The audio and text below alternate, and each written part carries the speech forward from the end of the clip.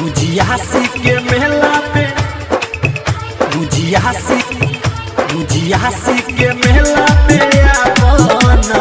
आप अभी सुन रहे हैं संजीत लाल यादव को। ए सुन सखी के संगे अपना बुझियासी के मेला में आना। बुझियासी के मेला में आना।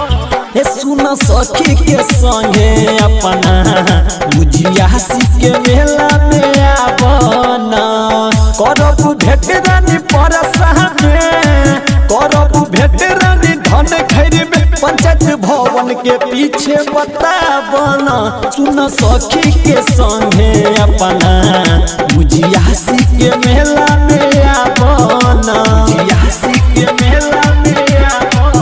ए सुन सखी के संगे अपना बुझियासी के मेला में आबना। करब भेट रानी परसाने, करब भेट रानी धन खैरब पंचायत भवन के पीछे बताबना। सुन सखी के संगे अपना बुझियासी के मेला में आबना। आप अभी सुन रहे हैं संजीत लाल यादव को। बुझियासी के मेला में आबना। घर पालन रानी पहका हो, लेके आई चार चहका हो।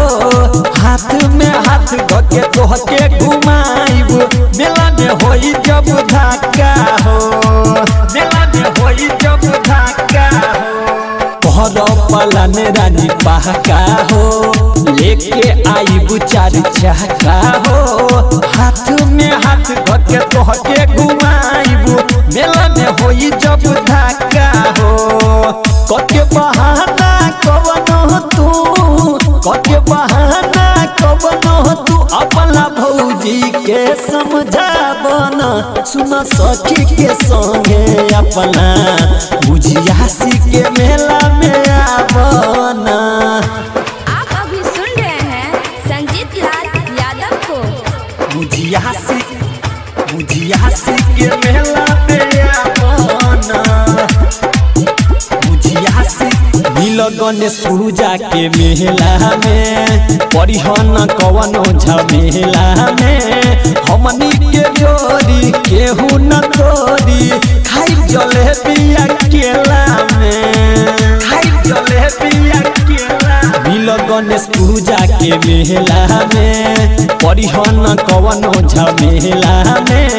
हमनी के जोड़ी केहू न तोड़ी, खाई रसगुल्ला अकेला में। कहेला अरविंद तोहरा से, कहेला मंजित तोहरा से, संगीत लाल के तू तर पाबना।